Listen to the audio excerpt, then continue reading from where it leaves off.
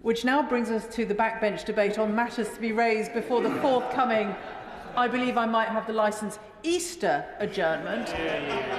Bob Blackman to move. Thank you, Madam Deputy Speaker, and I beg to move that the House has considered matters before the Easter recess. The first quarter of this year has flown by. In fact, it seems like only yesterday we were preparing for Christmas and the New Year. And I'm pleased that the weather has finally indicated that spring has sprung. And with the clocks going forward, the days are getting longer and everyone's a little chirpier. And I apologise in advance because I've got a bit of a cold, so I hope that I don't develop a meldrop during this speech. But it's been a very busy few months, both in Parliament and across my constituency.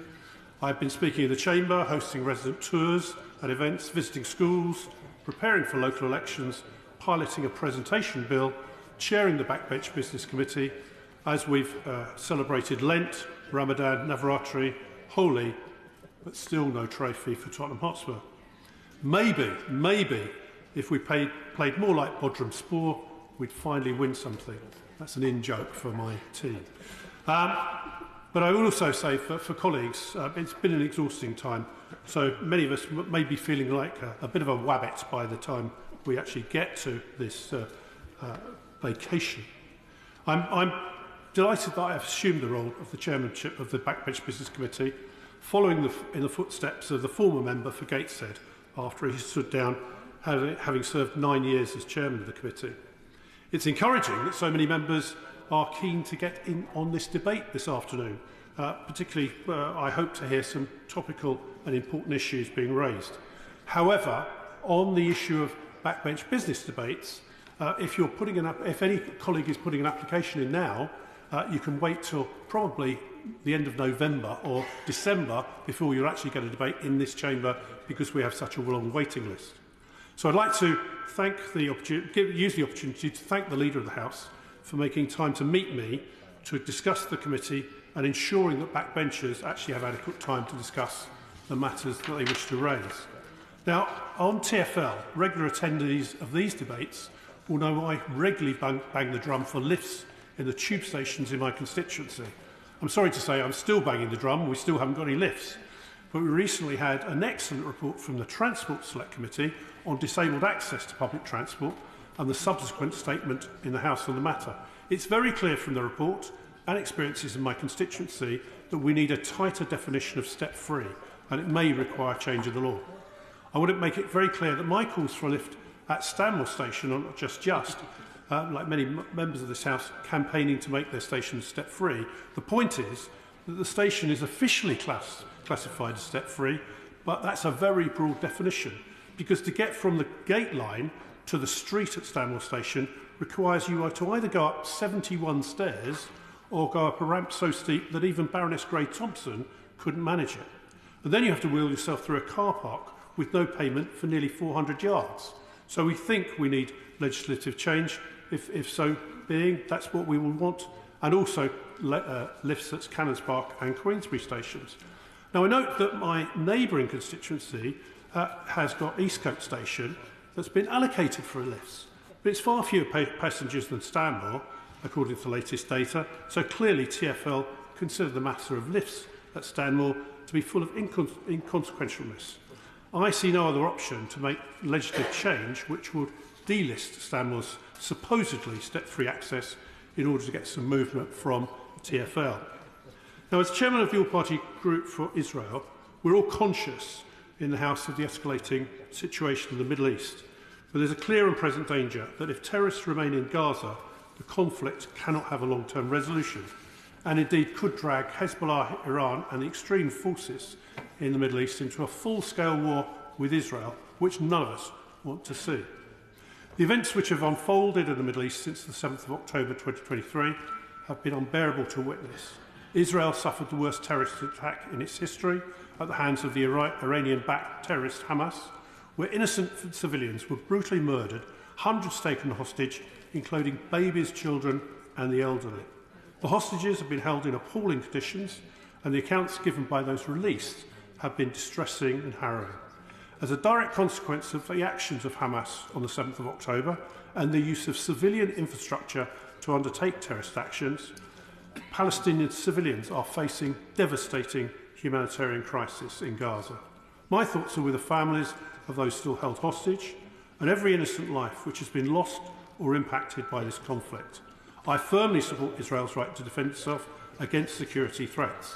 But of course, we must work and continue to press the government to work with international partners to support a ceasefire in Gaza, the release of all hostages, the provision of aid, and press for a lasting and sustainable end to this conflict. In the longer term, I continue to support a credible and irreversible pathway towards a two-state solution for Israel and Palestine, living side by side in peace and security for both nations and the wider region. I will indeed give way to my own friend.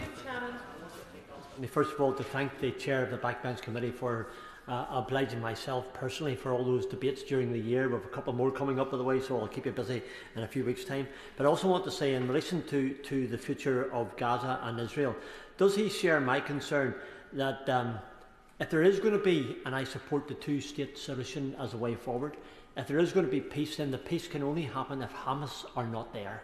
They're the people who are trying to restrict freedoms, restrict liberty, and does he believe if we want a future that everyone can have a peace in, then they cannot be part of that? To get hold of the Backbench Business Committee for his intervention. But can I assure him that it won't get any favouritism in terms of applications for further debates. But I do say that I was saddened to hear over the weekend that yet again Hamas fired 10 rockets into Israel on Sunday night in an attempt to cause further harm and destruction, despite the civilians of Gaza being in desperate need of a ceasefire. If this doesn't show that they're a terrorist organisation, I don't know what would. And they're solely focused on the destruction, not only of Israel, but their own people. I mean, it is an outrage that they are still in position. And I pray that with Passover coming, we can reach a true settlement and restore peace in the region, ensuring that no more life is lost in the war against terrorism. Now, having just celebrated the Persian New Year of Nowruz, we need a free and democratic Iran. Internally, within Iran, people continue to be suppressed by the undemocratic regime, silenced and imprisoned for showing any opposition to the IRGC. The regime are becoming increasingly brutal, with at least 230 people executed in Iran during the first 3 months of this year, double the number of people executed in the same period last year. The IRGC are a threat to global prosperity and security. They continue to fund external militia groups across the Middle East. It's particularly concerning now that Iran, Russia and China have been engaging in talks regarding their nuclear programs. I hope that President Trump's firm approach to their actions will make them think twice before causing further disruption to the area. And once again, I urge the government to turn their promise into action and prescribe the terrorist organisation, the IRGC, in its entirety. Now, as chairman of the All-Party Parliamentary Group on Ending Homelessness, we face rising costs of living, increasing unemployment, and more recently, the council tax rises as well. Many more people are being forced to live in poverty, struggling to afford to pay their rent, and rents have risen by 9% this year, making them out of reach for many and forcing many into temporary accommodation or worse, onto the streets and having to sleep rough. In Harrow East alone, according to the recent report from Crisis, a mere 1.9% of housing is deemed affordable. That's unsustainable and exerts considerable pressure on local authorities. But in more positive news, I'm pleased that my third bill on homelessness, on tackling rough sleeping, passed second reading unopposed recently. And the Homelessness Prevention Bill focuses on using prevention at the core of solving the rough sleeping problem, as it's often too late and much harder and much more expensive to help people once they're already on the streets. The bill would increase the effectiveness of the current duty on local housing authorities in England to take reasonable steps to help an applicant who's threatened with homelessness to secure that accommodation and does not need to be available for the applicant's accommodation. I'm looking forward to the next steps in securing government support to achieve royal assent. I'm also pleased that we've soared through the third reading of the Tobacco and Vapes Bill, and I welcome the government's ambition to inherit the goals of the previous Conservative administration to eradicate smoking from society and tackle youth vaping. I hope that the other place will be just as favourable to ensure we can swiftly protect future generations from this harm. I look forward to working further on the bill, scrutinising and ensuring that all appropriate amendments are adopted so we can actually achieve a smoke-free society in our lifetimes. I would like particularly to pay tribute to my friends at Ash, who have been tireless in providing briefings, meetings and hosting events for colleagues and myself. In the first quarter alone, I visited 9 schools in my constituency, with many more in the pipeline over the next term. I find it enriching and important to engage, as many MPs will, with tomorrow's generation, hearing the students' views and ideas for improving the way the country is run. I'm constantly astounded by the very high level of education in Harrow and the standards provided and the thoughtful questions I get posed by students of all ages. Every visit has been extremely valuable in different ways. Some of my most notable visits have been to an SEN school, to Shaftesbury High School. When we think of people with disabilities and special needs, it's important we focus not on what people can't do, but what they actually can do. And indeed, at Shaftesbury High School, they've created a coffee hut on the site where students learn skills to be a barista. Having tasted one of their brews, I can confirm they're going to give Starbucks a run for its money. I'm looking forward to the newly approved by the previous administration SEN school to be created in Harrow. We've got the land, we've got the opportunity, we have the support of the head teachers. What we need now is government support to make it actually happen.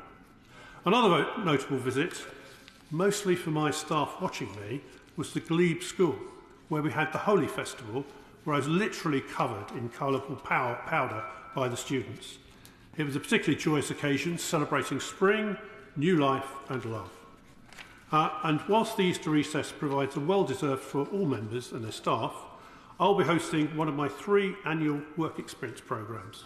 I'll be welcoming 19 eager and willing students to my constituency, teaching them what it's like to be an MP and how they can get involved in politics. And over the years, I've welcomed hundreds of young people into the programme, with many more going on to work in either my office or elsewhere on the parliamentary estate. It's a great way to engage with constituents and the younger generation, inspiring them to get involved and learn more about the parliamentary processes. So, as I come to the end of my remarks, Madam Deputy Speaker, I pay tribute to our great friend, Sir David Ynys, who so loved participating in these debates. May he rest in peace and remain in our thoughts.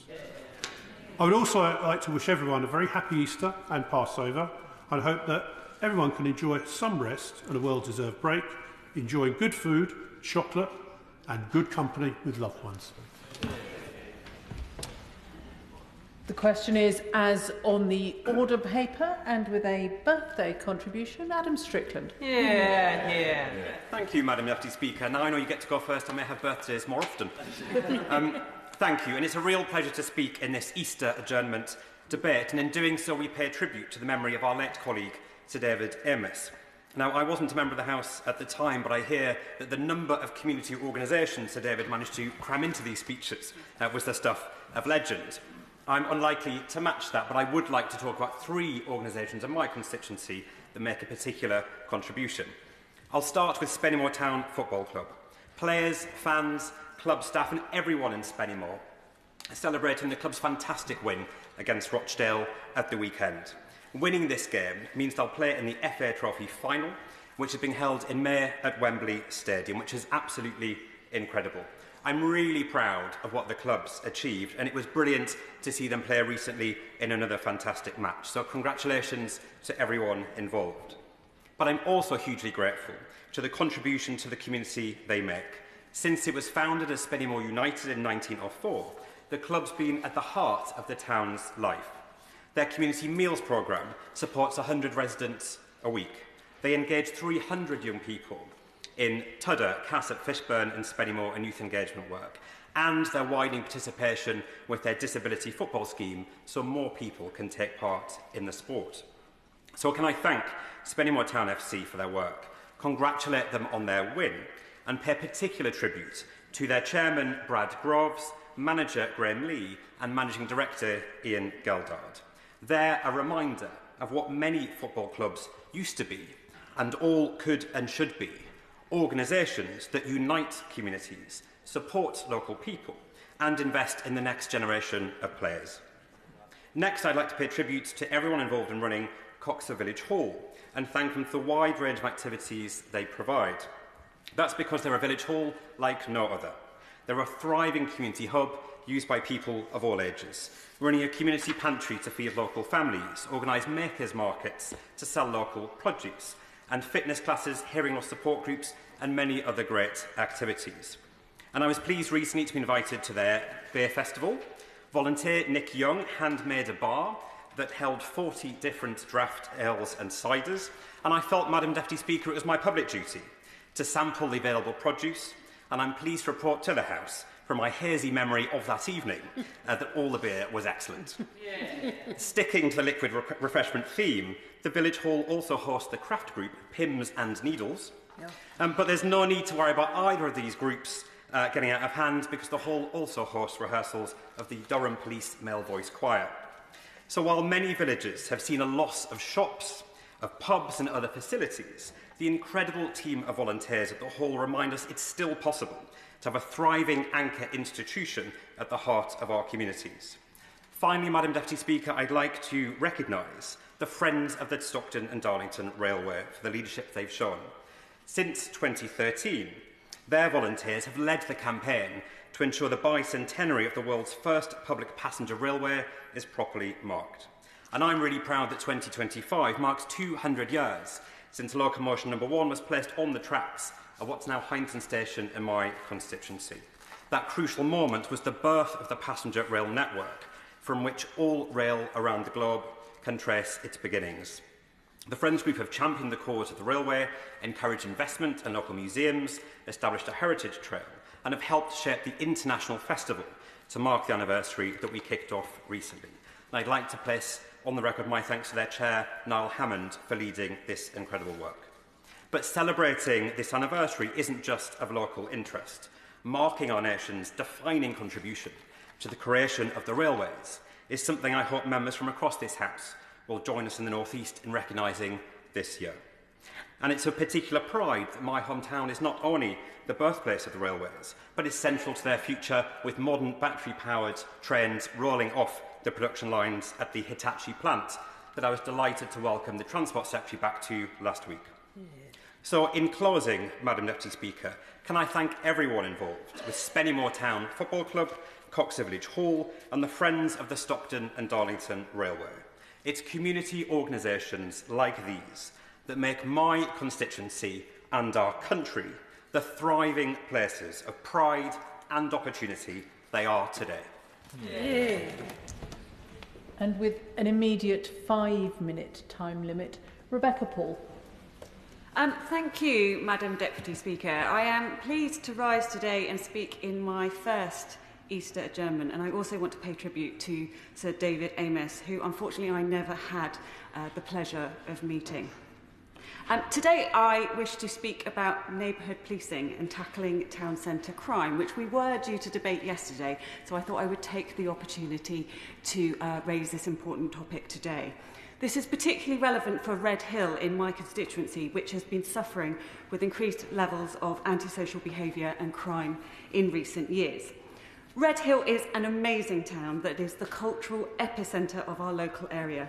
It has undergone significant transformation over the last decade with new developments such as the Rise, which includes the Light Cinema. As a result, I'm pleased to say that more people from further afield are visiting and enjoying all Red Hill has to offer. A really positive thing for our local economy, but at the same time we have seen an increase in antisocial behaviour. To address the very real issues faced, the Safer Red Hill Initiative was established. This is a partnership between Surrey Police, the Office of the Police and Crime Commissioner, Reigate and Banstead Borough Council and East Surrey YMCA to cut crime and foster pride in the town. The project adopts the College of Policing's Clear Hold Build framework, which is a 3-stage approach where offenders are cleared from the area and then partners work together to put in place interventions to keep it that way. From drug operations at Red Hill train station to plain officers out at night looking for suspicious behaviour, huge amounts have been achieved as part of the Safer Red Hill initiative. There have been 155 arrests with a combined prison time of 25 years for local offenders, 86 drug seizures, including 10 kilograms of suspected cocaine, and £89,000 worth of cash recovered and weapons taken off the streets. Madam Deputy Speaker, I want to take this opportunity to thank Surrey Police, especially the Borough Commander, John Vale, and also Lisa Townsend, the Police and Crime Commissioner, for ensuring Redhill got the additional police focus it needed at the right time. But making Redhill safer is not all about police action, it's also about prevention, and that's where East Surrey YMCA has come in. With their qualified youth workers, they have been supporting local young people who are at risk of becoming NEET or offending by giving them the support they need and helping them to thrive and flourish. With their Y-Bus, they have been getting out and about in Redhill to engage with young people, and I want to thank them today for the important part they've played in making Redhill safer and ensuring a more positive future for the next generation. Safer Redhill is an inspiring example of what can be achieved by the police, the local council and the charity sector working hand in hand, all partners bringing different skills and expertise to the table, but with the same ultimate goal. I want to thank and pay tribute to everyone involved. It's wonderful to see the local community starting to feel safer in the town centre and businesses feeling more confident about their future in Redhill. However, there is still much to do, and I want to speak briefly on some of the other challenges faced in Redhill Town Centre, time permitting. So first of all, that of pavement parking. Redhill has a fantastic pedestrianised shopping area, however some people mistake it for a car park and even use it as a cut-through. This behaviour by motorists is disrespectful and downright dangerous. Now, there used to be physical bollards in place to prevent access by cars, which absolutely need to be fixed and would go a long way towards addressing the issue. However, we also in this place have a role to play. We must ensure that unnecessary and antisocial pavement parking, like in the case of Redhill Town Centre, is tackled and routinely enforced. This type of parking affects wheelchair users, people with visual impairments and those with pushchairs, making it difficult for them to get round safely. Residents of Redhill have been raising this issue for years now, and we must tackle it. Currently, it is not a criminal offence for a car to park on the pavement, which is to ensure that traffic continues to flow on narrow roads where pavement parking is the only option. But it is an offence if the vehicle creates an unnecessary obstruction. The problem here is what constitutes an unnecessary obstruction, and it's this ambiguity which makes it incredibly difficult for the police to successfully prosecute offenders. As a consequence, we see very few instances of the police enforcing, given the low success rate. I would therefore urge government and ministers to look at how we can make it clearer which types of pavement parking are prohibited and which aren't, so that effective enforcement can be deployed by either the police or even the local authority, creating the necessary deterrent effect. Right, I think in terms of time, I will just thank Madam Deputy Speaker, who has changed. I thank you for allowing me to talk about the wonderful town of Redhill for so long and the huge amounts of work that have been put into making it safer. But I will now bring my remarks to a close so others can make their contributions. Don Butler. Thank you, Madam Deputy Speaker. It's a pleasure to be a part of this Easter adjournment debate. For a moment there, I thought the chair of the Backbench Business Committee was trying to cancel Easter, and that really worries me. You would have been not only haunted by David Ynys, believe me. I want to stand today to talk very briefly about gambling and the Gambling Act and how it's not fit for purpose. I am really sick and tired of the number of gambling establishments that are popping up in my constituency of Brent East. Every time a shop closes, a gambling establishment tries to put up a betting shop there. And the Gambling Act is just not fit for the modern age because it has this aim to permit where councils have to basically permit the licence. And I've had so many arguments with Brent Council that they've now led an amazing campaign, and they've been joined by 40 other councils around the country, calling on the government to reform the Gambling Act so that we can protect our high streets. And they have a 6-point change for a plan, and it's number 1, reform the aim to permit policy. Number 2, categorise gambling premises. Number 3, consider household debt in planning. Number 4, introduce a statutory levy. Number 5, ban gambling advertising. Number 6, halt liberalisation of gambling centres. The fixed odd betting terminals are more addictive than heroin, and for everybody that's addicted to gambling, at least 7 other people are also affected. I have more I have 81 licensed premises in Brent, and I have more gambling establishments than supermarkets and schools, and it's absolutely ridiculous. So I do hope that when the government devolution white paper, Power and Partnerships, I hope that we will be able to also amend that so we can reset the relationship between central and local government and ensure that local authorities can listen to local residents, especially like mine in Brent East, so that when we say we need no more gambling establishments on our high streets, that means that they are then not allowed. Thank you. And before I call the next speaker, I want to try and get everybody in, so I'm going to start with an immediate 4-minute time limit. Vikki Slade. Thank you, Madam Deputy Speaker.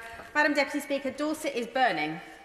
Just before midnight last Wednesday, the sky outside my home glowed a deep orange. Upton Heath, a precious stretch of lowland habitat, was ablaze in the middle of ground nesting bird season. A few hours later, just miles away, Camford Heath, one of our largest and most precious sites of special scientific interest, was also going up in smoke. Day before that, Moores Valley Country Park, just outside my mid-Dorset North Poole constituency, also caught fire. These are not isolated incidents, they are frighteningly normal. Fire crews from Dorset, Wiltshire, Hampshire and the Isle of Wight worked through the night, and we owe them all a debt of gratitude. But still, more than 70 football pitches worth of rare habitat was lost in this one fire. It wasn't even the first time this year. Upton Heath burned back in February. In March, part of RSPB Arm was torched. Camford Heath went up in smoke as well. All of these in my constituency. Dorset Wildlife Trust rushed to the rescue of reptiles to assess the devastation to birds' nests for nightjars, woodlarks and dartful warblers. And even when the nests and their eggs survived, the insect food source is gone. The nature organisations established it will take at least 5 years for Upton Heath to recover from this one incident. Dorset is one of the few areas in the country where nature is actually making a comeback, which is partly thanks to the Dorset Heaths partnership. But how long can we keep winning this battle if the fires keep coming? So what is causing the fires? Let me be clear, it's us. Almost every one of these fires, from Upton Heath to Wareham Forest, was caused by human activity. A careless cigarette, illegal campfires, and worse, deliberate arson. And as climate change makes our landscape hotter and drier, we are living in a perfect storm. Fires are more frequent, more intense, and harder to contain. Now, I know the fire service well. My dad, Ray Walls, served with London Fire Brigade for his entire career. And I've been a member of the Dorset and Wiltshire Fire Authority. I've seen what they do, heroes running towards danger as we run away, but I've seen how underfunded they are. Last year, we lost fire appliances in Poole and Wareham, with further threats to Wimborne and Beer Regis. This is response times when family homes are at risk or when you're stuck in a flood. Dorset and Wiltshire Fire and Rescue received a real terms cut in government funding, and the Fire Brigade Union has said that fire funding is now lower than a decade ago. A bandy household pays just £1.76 per week for their fire service in Dorset through their council tax, but local services have no flexibility to raise more if they want to. We need proper investment. We need drones for wildfire detection. We need equipment for flood rescues and for bariatric patients. We need fire crews not just to respond, but to educate, prevent and prepare. They're doing a great job attending schools like Broadstone Middle School last month to share the dangers with young children, but they are stretched to capacity. So I'm calling on the government to rethink fire service funding so it's sustainable for the future. But let's look at the cause of so many accidental fires: disposable barbecues. They seem harmless, but they've been the spark behind countless wildfires, over 1,000 in London in just a year. Local authorities can and do impose PSPOs, and Dorset is consulting on one. But if petrol stations and supermarkets keep selling them, people will keep buying them. Disposable barbecues not only cause fires, they get left behind on beaches, burn unsuspecting feet and create litter. And it's time that we considered a ban. As we head into the Easter recess, I want to encourage people to enjoy Dorset. It's a jewel of the UK, filled with chocolate box towns, stunning beaches and plenty of Easter egg hunts at Farmer Palmer's and Kingston Lacey. But please, leave your barbecue at home. I want to end by putting on record my thanks to all members of the emergency services, including volunteers who work alongside them, including the RNLI, Dorset Community First Responders and Corfe Mullins Firewise volunteers. Call Nav Mishra. Thank you, Madam Speaker. Can I join other members in the Chamber in paying tribute to Sir David Ynys? He was a monumental figure in British politics and internationally. Madam Deputy Speaker, banks continue to do well despite the challenges ordinary households continue to face. We've had some disappointing news in my constituency that NatWest is planning to close 53 bank branches this year. 9 of this 53 figure are in Greater Manchester and 1 of them is in my constituency. These branch closures will undoubtedly cause uncertainty for staff, and they will also have an adverse and disproportionate impact on people with low incomes, older people, disabled people and people with lower level of literacy who rely on these bank branches. After NatWest Group was rescued in 2008 by a £45 billion government bailout, I believe that NatWest Group has a duty of care to the British taxpayers and should continue to provide vital community services. I also want to mention in the limited time that we have, I visited several excellent secondary schools in my constituency recently, including Reddish Vale High School, Priestnell in the Hetons and Reddish Hall School. It was great to see staff, students, teachers so ambitious about the future. But what I did want to highlight was that the funding we received in Stockport Local Authority could go further. In Stockport we have one of the lowest funded school systems in England, and Stockport has a higher proportion of EHCPs than the national average. And my local authority is part of the F40 group, which is a group of local authorities, some of which are lowest funded. On average, the lowest funded authority for SEND receives approximately £950 per pupil, with the highest funded receiving £3,250 per pupil. In Stockport, the figure is approximately £1,100 per pupil. So I want to see a reallocation of funding for Stockport. Obviously, I want to see more funding allocated to children in Stockport. I also want to mention that Sky made a major announcement a few days ago, and I've been doing some work with my colleagues in Sheffield Central constituency and Leeds Central constituency. Sky announced that 2,000 jobs were at risk. And they were planning to close 3 contact centres in Sheffield, Leeds and Stockport. That's 2,000 jobs, 545 jobs in Stockport. I've been contacted by a large number of Sky employees who are quite distressed by this news. We have members of family that are worried about their future. And several have told me that before they found out from their own employer that this plan was in place, several media outlets, including Sky News, ran the story, and it simply isn't acceptable. I have had a meeting with my colleagues from Sheffield and Leeds with Sky, and we are looking forward to engaging with the staff members, but also Sky, and it's a hammer blow. The loss of these jobs in Leeds, in Sheffield and Stockport is a hammer blow to our town. I'll just finish on the point about flooding. Recently, sadly on New Year's Day, we had some flooding in our constituency, and the Meadow Mill was impacted in my constituency. And I have had a very productive meeting with the Environment Agency recently. And can I pay tribute to the emergency service workers and council staff that helped residents on the day of the flooding. But I want to see the government invest more in flood defences, particularly in my constituency, when it comes to supporting residents and businesses. I've had a number of residents contact me about the flooding, and it has had quite a negative impact on quite a new development, to be fair. I'll just finish on the point, Madam Deputy Speaker. I want to wish you a happy Easter. I also want to take this opportunity to wish the cleaners that clean our offices in the Parliamentary Estate, our police officers, our catering staff and everyone who works here, and also, of course, our own staff when it comes to members. A very happy Easter to you. Thank you.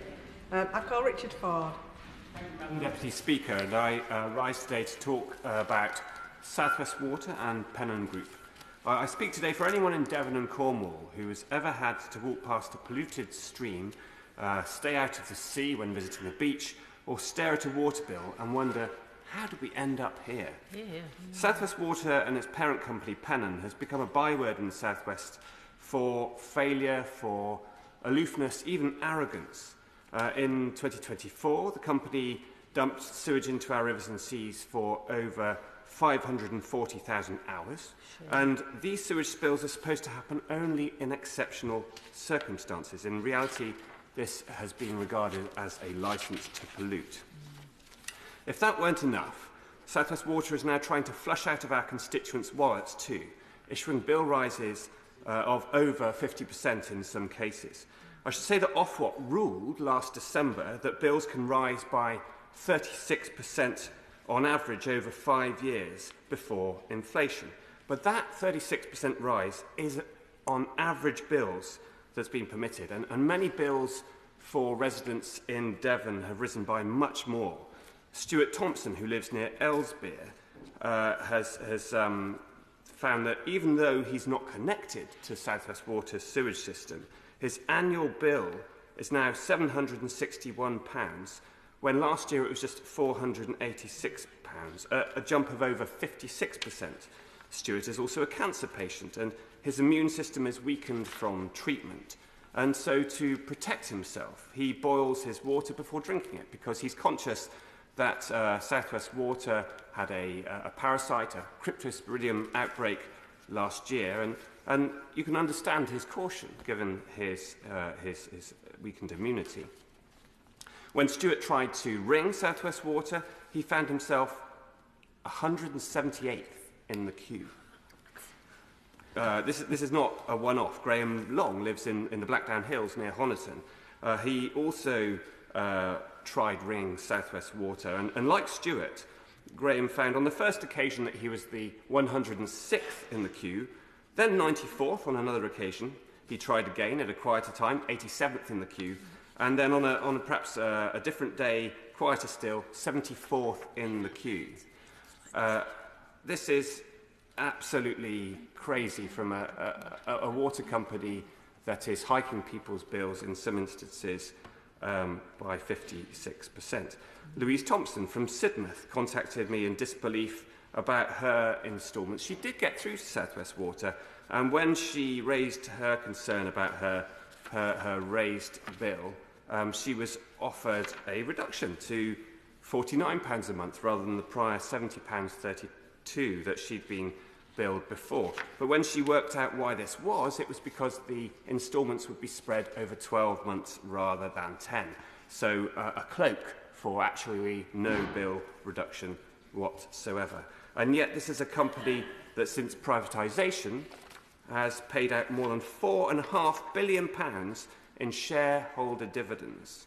South West Water is now proposing to spend £3.2 billion on infrastructure improvements, but the crying shame is that it has failed to invest in the infrastructure in the years gone by.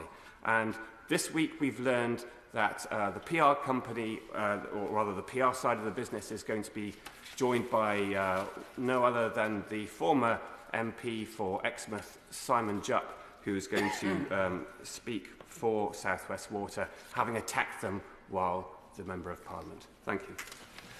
Julie Minns. Thank you, Madam Deputy Speaker. It is a pleasure to speak in this Easter recess debate, to pay tribute to Sir David and to bring to the attention of the House a movement that has been spreading across cities and communities all over the world. I speak, of course, of yarn bombing. Yarn bombing is an urban art form that involves decorating objects in public places with knitted or crocheted yarn. The vandalism. It is a way of transforming everyday places into something colourful, creative and alive, and it's taken my constituency of Carlisle by storm in the last 18 months. The term bombing comes from traditional graffiti culture, where street artists would leave their mark in public places. However, unlike spray paint, yarn bombing is softer. It's about creating a sense of warmth and whimsy in an often difficult and challenging world. And in a time when we're all too often disconnected from one another by screens and technology, yarn bombing brings a sense of connection. It's an invitation to stop, to notice, to engage. And it can be playful, light-hearted and fun.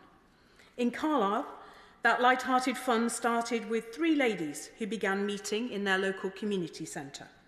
The following weeks and months saw the group grow in numbers, and their first project in May last year was the yarn bombing of Mayor's Drive in Bitts Park in the centre of Carlisle. It was an attraction for Carlisle Matters show and tell, attended by over 4,500 members of the public. Then the Lane Shopping Centre in the city centre asked the yarn bombers if they'd crochet a large-scale poppy display to celebrate Remembrance Sunday. The resultant publicity, including that generated by our brilliant community radio station, CRFM, prompted an outpouring of support, leaving Carlisle Matters with far more poppies than the shopping centre could possibly display. And so it was that the steps of the Old Town Hall and the ancient Market Cross came to be yarn bombed. Currently, the yarn bombers are working their fingers to the bone, creating yarn bunting and flowers in bright colours that will decorate the pedestrianised area of our city centre when it reopens after a multi-million-pound transformation in a few months' time. But yarn bombing is about more than beautiful crochet creations. It's a genuinely inclusive community activity. One elderly lady told Carlisle Matters her husband had recently passed away, but that yarn bombing had given her a purpose again. Even I, who cannot successfully sew on a button, have dabbled, and may I say, successfully produced a pom-pom.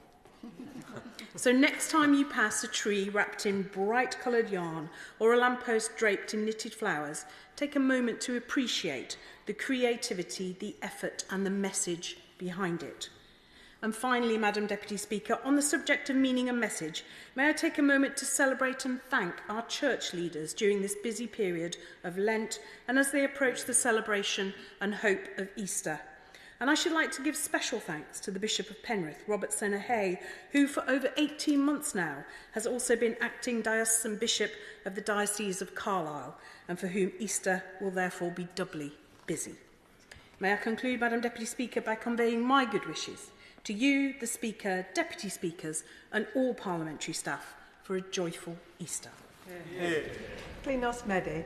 I would like to focus my remarks on Wilbur and this government's approach towards nuclear energy. Ynys has a long history of associated with clean nuclear power.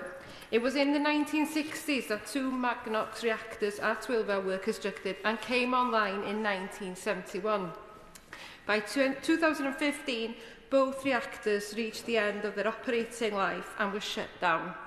Despite promises of new nuclear project at Wilbur, communities on Ynys have been left waiting and waiting. RWE and E.ON pulled out of developing a new project at Wilbur in 2012, followed by Hitachi in 2018.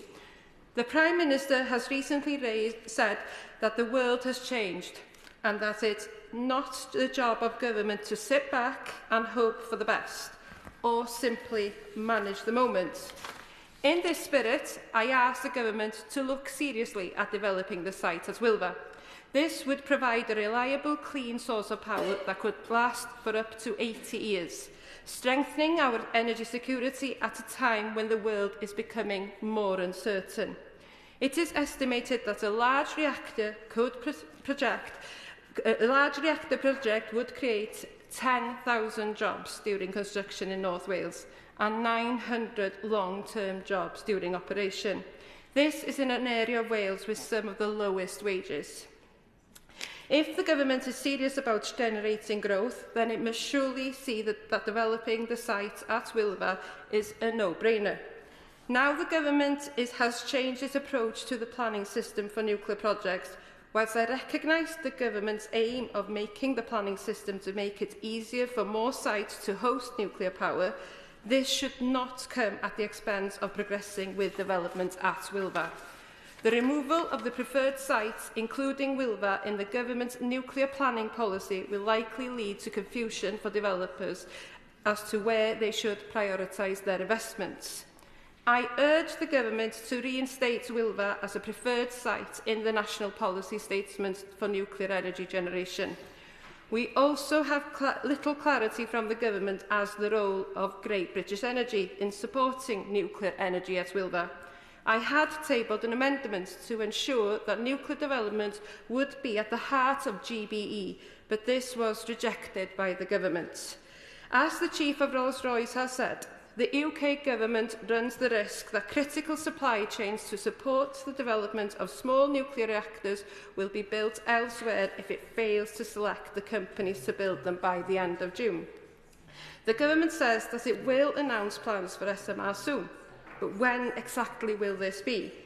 The people of Ynys have had their futures put on hold for too long by successive Westminster governments. This government needs to make a decision on Wilbur and do it quickly. Yeah. I call Josh Newbury. Thank you very much, Madam Deputy Speaker. It's a pleasure to speak in this Easter adjournment debate, and I wish everyone a happy Easter and a restful break. I rise to speak on the British Coal Staff Superannuation Scheme and the need for the scheme's investment reserve to be returned to its investors as soon as possible. In Cannock Chase, we are rightly proud of our rich mining heritage. That legacy has shaped our communities with generations of hard-working men and women who dedicated their lives to the industry that defined our area for 7 centuries. Following privatisation, many British coal employees were part of either the Mine Workers Pension Scheme or the British Coal Staff Superannuation Scheme, which I will refer to as the MPS and the BCSSS. I want to commend the government for delivering the long overdue justice for MPS members in the first Labour budget for 15 years, transferring the £1.5 billion investment reserve. I've spoken to some of the 1,400 MPS members in my constituency since the government kept its manifesto promise, and they're very grateful for the 32% boost to their pension. However, this has also led to members of the similar BCSSS calling for similar action to be taken for their pension scheme. There are 530 members and dependents of the BCSSS in my constituency who, like their counterparts, don't receive substantial pensions. Also, like the MPS, the BCSSS has returned billions to the Treasury, more than enough to guarantee the scheme for its life. Surplus sharing was ended after an agreement between the trustees and the government of the day, and since then all surpluses are due to go to the Treasury. However, the fundamentals are the same, with a substantial investment reserve which could boost members' pensions and dependents' incomes.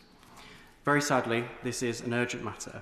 Last year, more than 2,400 members of the BCSSS passed away, so it isn't hard to see why so many members fear that they won't be able to see this money in their lifetime. These pensioners dedicated their working lives to powering our country, and it's vital they receive the thanks that such a demanding and important role requires. This is a particular passion for those of us representing coalfield constituencies, where the vast majority of the 45,000 BCSSS members live. I'd like to pay tribute to many honourable members for their steadfast campaigning on this matter. We know that just as it has for the MPS, a return of the BCSSS investment reserve will provide a welcome boost for businesses and our communities that have been hammered more than most in recent years. I hope that in the near future we can secure an agreement with the BCSSS trustees, who also deserve credit for their work on this and for fostering a transparent and positive relationship with the members that they serve. Transferring the final £2.3 billion payment from the reserve will ensure fairer pensions for everyone who contributed to the coal industry, whether that be underground, in the offices or in the canteens. It's worth flagging the gender inequality angle to this, because unlike the MPS, a large proportion of BCSSS members are women, because it's the default pension scheme for clerical and catering staff, who don't always get the recognition that they deserve for the huge contribution they made to such a critical industry. Reflecting the shameful reality faced by women for decades, many were paid significantly less than their male counterparts, and now they're campaigning hard for some restitution for that historic injustice with the return of their scheme's investment reserve. I fully understand it's not as simple as duplicating what's been done for the MPS, given that the schemes were set up differently, and I pay tribute to the work of the Minister for Industry, who's confirmed that the BCSSS proposals will be considered. I hope that in raising this today, that an agreement can be reached in a timely manner. When we're losing an average of 6 BCSSS members every day, the sooner we can get this done, the more members of our community can see and feel justice. Thank you. I call Caroline Voaden. Thank you, Madam Deputy Speaker. It's a pleasure to speak in this Easter adjournment debate, and I would like to highlight an issue which continues to fill my inbox, and I'm sure the inboxes of all colleagues across the House: dentistry. I'm hearing from residents on an almost daily basis now about the challenges they face in accessing NHS dentistry.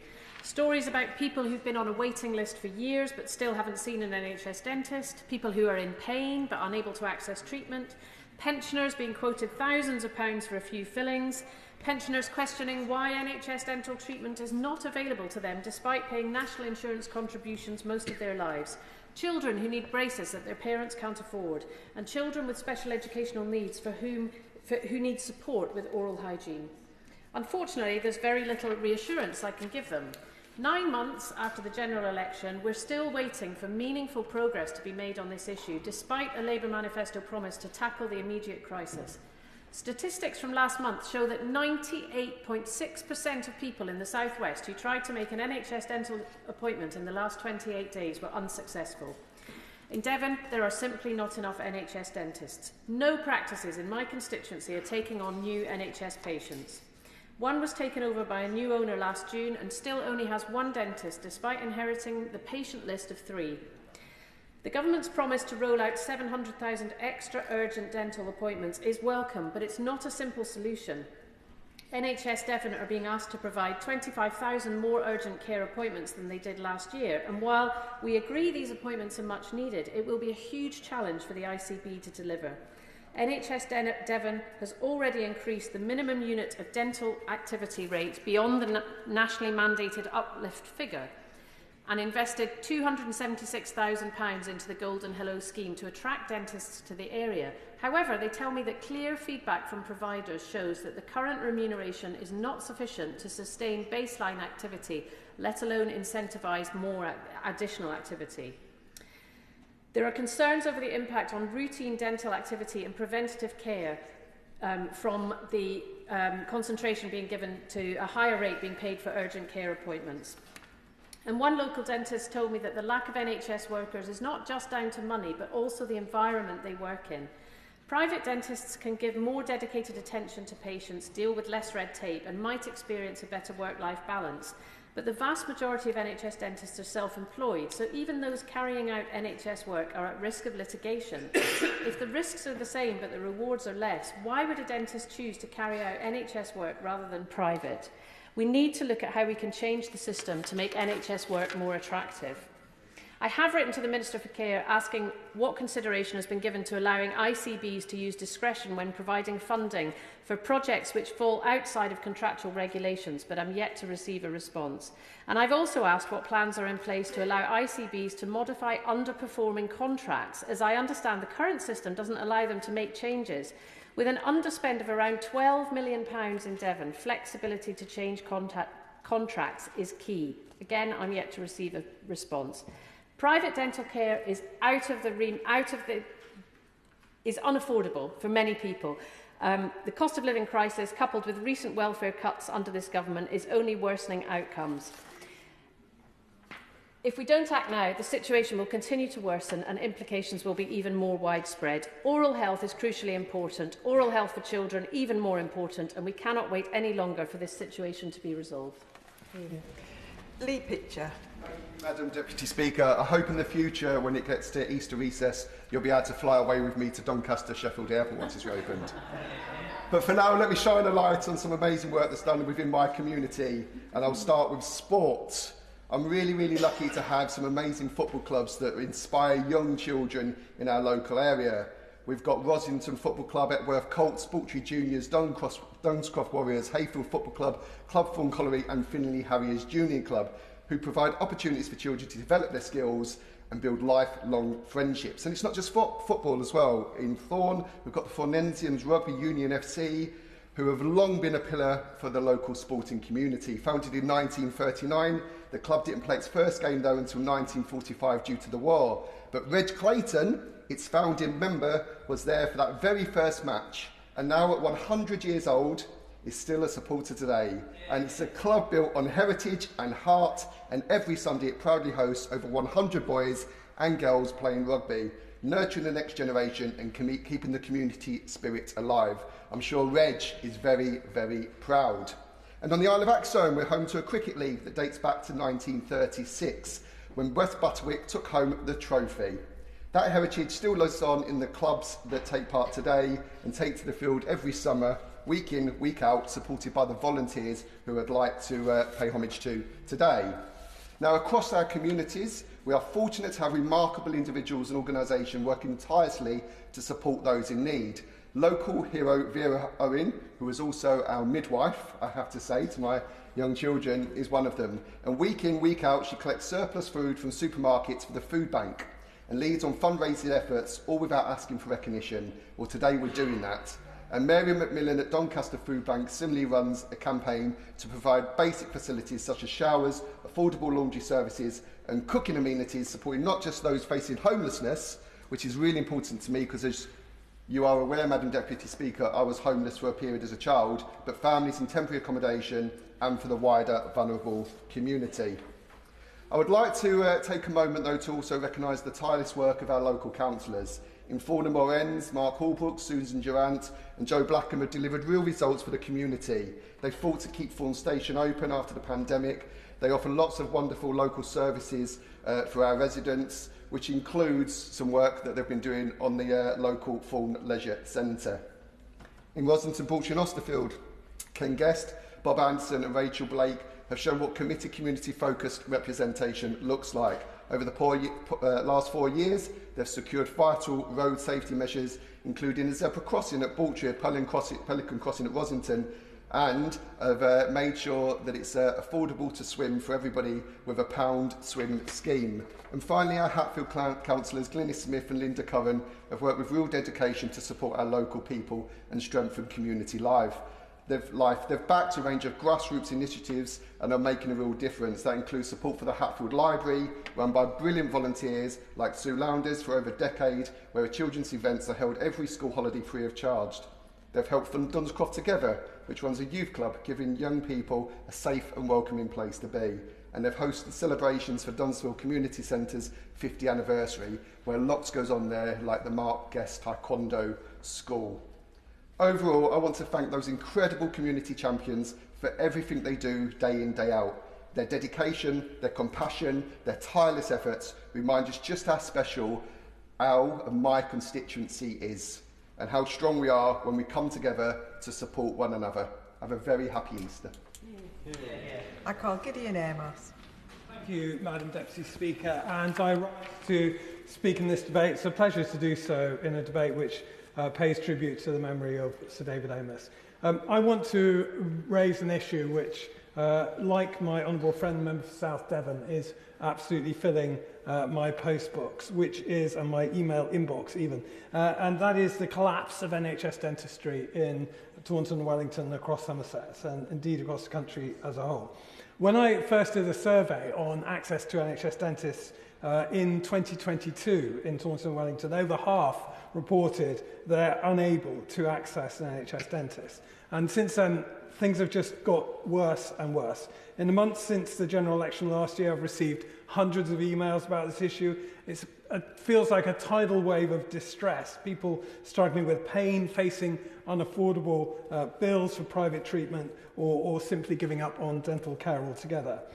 The government's announcement of 700,000 extra dental appointments is, of course, welcome, but as the British Dental Association has pointed out, that amounts to no more than about 2 extra appointments per NHS dentist per month, and that is only where there is an NHS dentist. And in dental deserts like Somerset and my constituency, there are barely any NHS dentists left, so it's not going to have the effect we would all like it to have.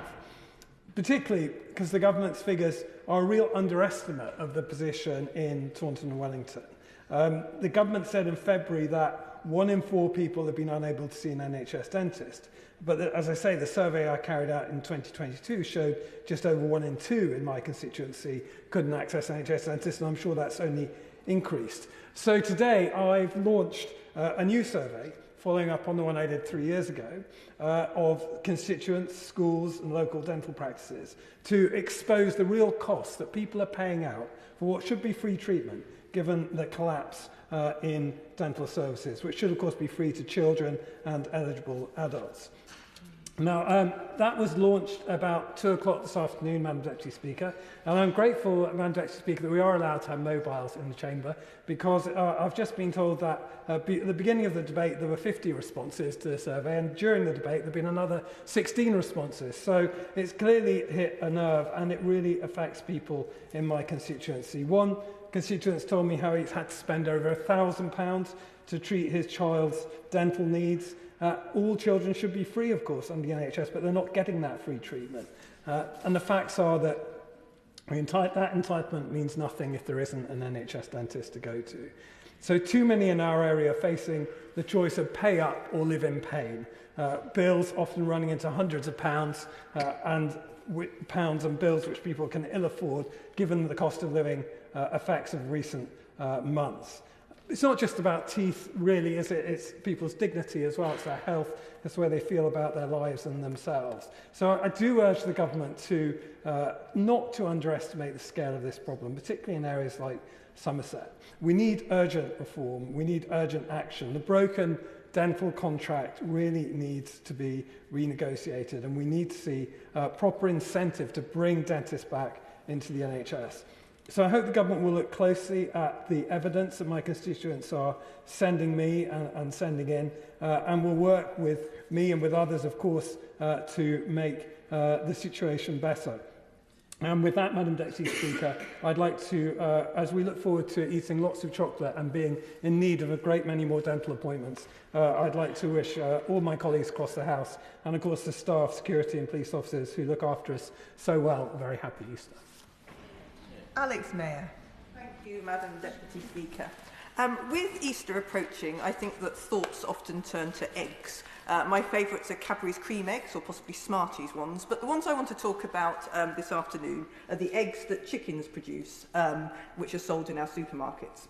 So while the majority of whole eggs sold in UK supermarkets are now from cage-free environments, shockingly, 1 in 5 hens still spends their lives cramped in cages.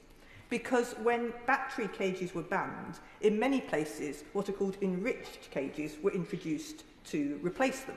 But I have to say that I think the word enriched is a bit of a misnomer. Yes, they're slightly better than your traditional battery cage. They have to, for example, have a perch. But I kind of think enriched makes it sound a bit like they're on a yoga retreat or something. I think the marketing people absolutely earned their wages that day.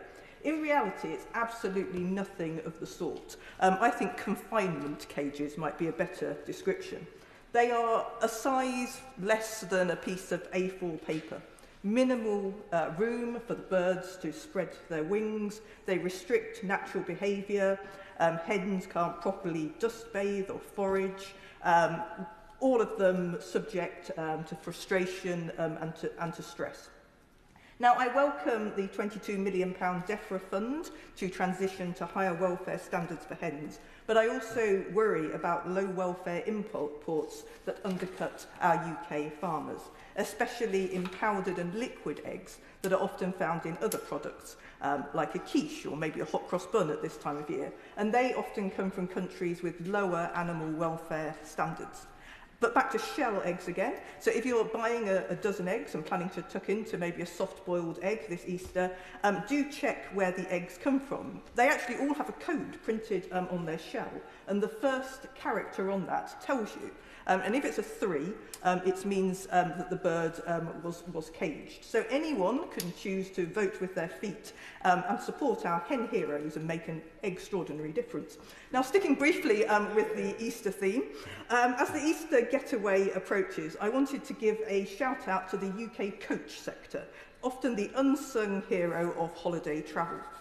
Every year, 23 million people travel by coach to visit attractions, attend events and explore our regions. And coach passengers spend £8.3 billion annually in local economies, supporting hotels, restaurants, tourism attractions. And given the climate emergency that we live in, I think it's also important to note that one single coach can remove up to 50 cars from the road, cutting congestion and cutting emissions. So I hope that ministers and the Department for Transport will consider some of the things that the coach industry are asking for. For example, being able to use bus lanes by default. Encouraging local transport authorities to collect more robust data on the coach sector, encouraging more drop-off and pick-up and parking facilities, and also allowing them to participate in what we've had for the bus sector, zebra-style funding, but also for the coach sector. It is, after all, I think, a cracking industry. I would also say, in my remaining 30 seconds, I think this is going to be a particularly good Easter because the clocks have already changed, so we've got plenty of daylight to celebrate it all. So I'd like to end by wishing you, Madam Deputy Speaker, and all honourable members a very happy Easter. Yeah. Robbie Moore. Thank you very much, Madam Deputy Speaker, and it is great to be speaking in this Easter debate. And I would like to use this opportunity to thank a handful of organisations, fantastic organisations from across the constituency. And it's really difficult to pick out a few across an area which I'm incredibly proud to represent across Keighley, Ilkley, Silsden and the Worth Valley. And I want to start with Joe's School of Dance, who I was lucky enough to go and watch just last weekend. They are a fantastic dance organisation based in Ilkley, delivering performing arts training to young people. And Madam Deputy Speaker, they have been going for 20 years now.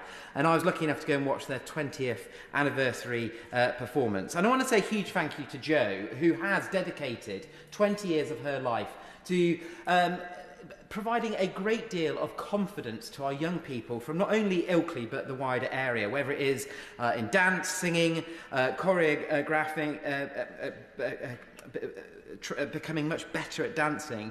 But there's two individuals I want to give a big shout out to. Maisie Swan, who was recognised as being a star performer, and also Blythe Dale, who was awarded the Heart of Joe's School of Dance just last weekend. And moving on to sports, I want to give a huge congratulations to Silsden AFC, who were this month crowned champions of the Northern Counties East Premier Football League after beating Pickering Town 2-1.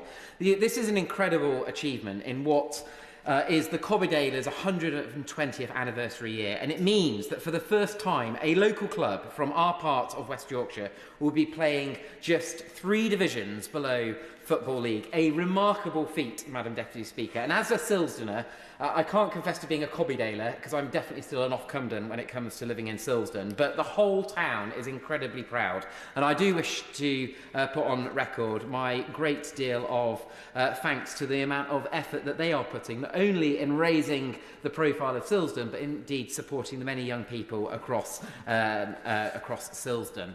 And I would also like to put on record a huge thank you to Keighley Albion, who has also made waves this year, reaching the National Conference League after a much-longed absence of over 20 years. And Madam Deputy Speaker, this is one of our famous rugby league teams, and I know that how much of a fan you are with rugby league, so I hope that you will join me in wishing Keighley Albion all the best in the months ahead. And I also look forward to the forthcoming months working with them to secure better sports facilities for them, because they have grown so much in supporting 450 children from across Keighley and the wider area. And I want to work with them as strong as I can in making sure that we get a better sports facility for them and all of the young people that they support across Keighley. Honourable Frank Wade. Yes. I'm grateful for giving a very passionate speech about his constituency and demonstrating yet again why he's such a powerful champion for Keighley and Ilkley. But does he agree with me that the volunteers who run these groups are an important part of our community, but also the skills that they teach young people are skills that stay with them for the rest of their lives? Absolutely, which is why it's so important that all of us, and indeed I'm sure all members across the House, support those very sporting organisations where the grassroots sporting facilities are at the heart, because that is what drives confidence in our young people, whatever sport it may be. And I also want to put on record my thanks to the Ilkley Business Awards Committee, who every year, without doubt, put on an excellent business awards in Ilkley, recognising all of those businesses across the LS29 postcode who go above and beyond. And it is events like the Business Awards that showcase the very brilliant independent businesses that we have across our area. And I want to particularly thank Julia Forrester, who leads the Ilkley Business Awards Committee, for the continued work that she does with her committee members in putting Ilkley on the map. And Madam Deputy Speaker, I have to say to the House that Ilkley, having been rated the best place to live in the United Kingdom back in 2022, is still the best place to live, officially rated by the Sunday Times in the whole of the north of England, and it's a very proud place that I am lucky enough to represent.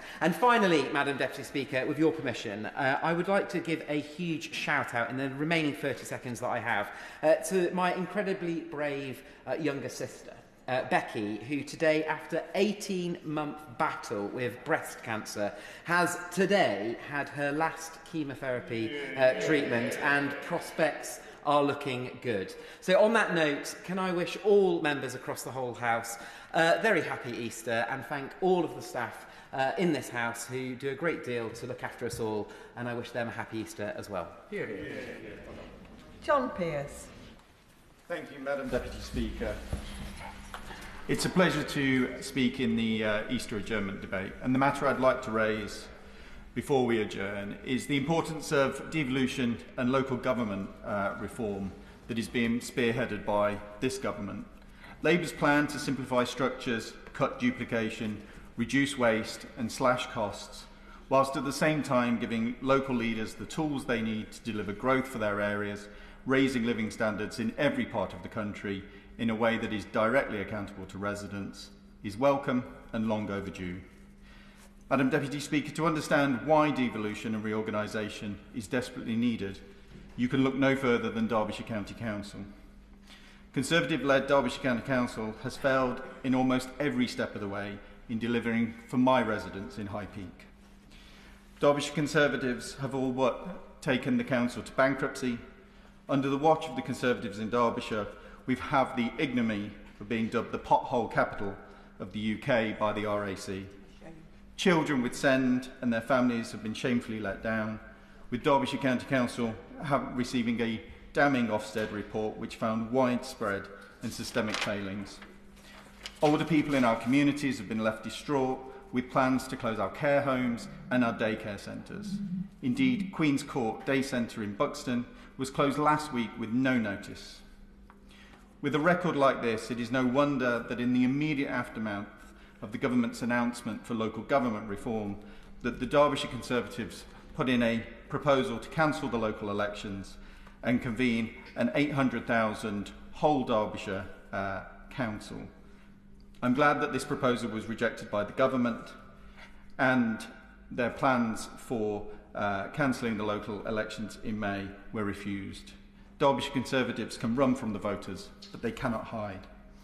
Madam Deputy Speaker, I say High Peak is unique because it sits in the middle of where three regions with huge economic potential sit. Instead of this being an asset to our area, in reality, it has meant all too often that we have been overlooked. The call from the government to reorganise should have been met with creative thinking through the lens of what is best for our area. After listening to students and their families in Glossop who go to college in Greater Manchester, the commuters in New Mills who want a better transport links, the older people in Buxton whose Derbyshire identity is what matters most to them, and the people in Hope Valley who look to Sheffield for things like jobs and healthcare, I am backing Labour-led High Peak Borough Council's plan for a North Derbyshire unitary, and for the East Midlands Mayor's Claire Ward's plan for a peak partnership bringing together the combined authorities of Greater Manchester, South Yorkshire and the East Midlands in the interests of High Peak. I am hopeful, as both of these proposals are developed over the coming months, they will help us to address the unique, varied and economic public service needs of all of our communities, including the Hope Valley Line, Snake Pass, the extension of the B network, and better and fairer access to Greater Manchester and South Yorkshire hospitals and further education. Through the proposals for a North Derbyshire unitary and the peak partnership of the three Labour mayors, we have the building blocks to make life better for the residents of High Peak, with more integrated transport, jobs and investment, and improved access to healthcare and education. At the crux of this reorganisation speaks to the heart of the government's mission to drive economic growth and deliver opportunities for all. Thank you, Madam Deputy. Martin Vickers. Thank you, Madam Deputy Speaker. As a regular participant in these end-of-term debates, I usually arrange over 3 or 4 different subjects.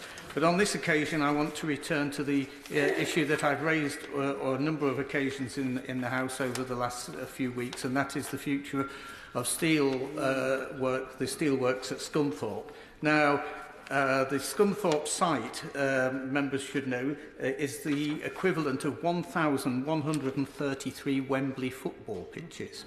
So it extends well beyond the bounds of Scunthorpe, well into my constituency, and employs hundreds of my constituents and many more beyond.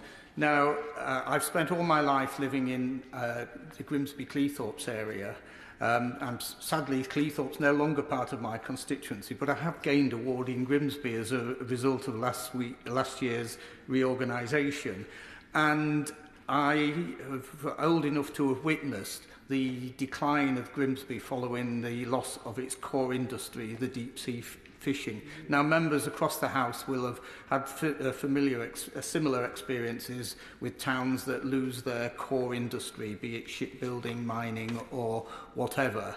And it is a massive change. It affects the heritage, the culture and the health of the local community. Increased burden of chronic illnesses, lower life expectancy, reduced productivity, increased healthcare costs, lower community cohesion. These are some of the issues that arise when a town loses its core industry. So I'm appealing on this occasion yet again to the government to show a sense of urgency. There is a strong likelihood that the furnaces will shut down in a few weeks' time because the owners, Jingye, have cancelled the order for raw materials. Now, if that happens and the furnaces go cold, just reinstating those furnaces costs £250 million. Now, we don't want to get into that situation. I know the government don't want Scunthorpe to lose the steelworks on their watch. It's vital for the nation's security, apart from anything else. And unless action is taken in the very near future, I'm afraid that 2,700 direct job losses could occur, and as I mentioned, thousands more in the supply chain. Honourable friend, give way. Yeah. I'm grateful, and yet again he's demonstrated what a powerful champion he is for his constituency. But does he share my concern? It's more than just the jobs, it's also a national concern that if we lose this ability to produce our own steel, there's a national security concern here as well. Absolutely. I've spoken with a number of people involved in the military, and I know that they are very concerned about the future. And do we want, as a still a significant manufacturing nation, to actually lose the capacity to produce our own steel and become the only G7 country to be in that position? Now, North Lincolnshire Council, ably led by Councillor Rob Waltham, who himself has been in China to meet the current owners, have put together some contingency plans, including the creation of an AI growth zone and a green growth zone. Now, these projects, if allowed to continue, could result in 10,000 new construction jobs, 1,200 on site and 4,000 in the supply chain. Moreover, if the AI growth zone could lead to £15 billion in private business investment. These are all vital to Northern Lincolnshire, irrespective of what may happen to the future of the steelworks.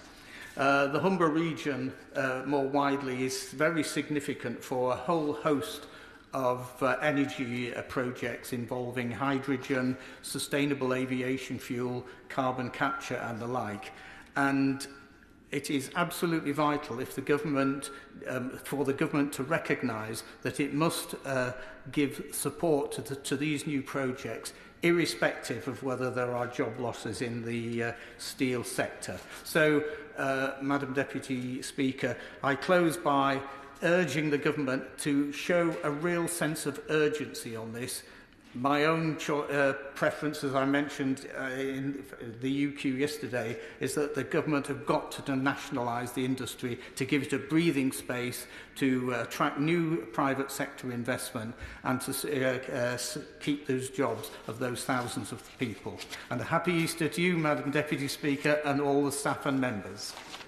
Adam Thompson. Thank you, Madam Deputy Speaker.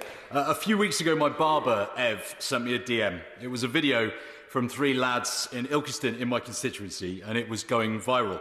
These boys, Owen, Harrison and Roy, were talking about how life was for them as teenage boys in 2025. They talked about not having anything to do, about the youth clubs having shut down, about getting in trouble with the police because they didn't have anything to do. These boys talked about troubles at home, they lost a mum, they talked about tough childhoods and about how they support each other through their lives. They talked about how they just wanted to see each other succeed. The last line of the video from one of them was, "These will be my boys forever."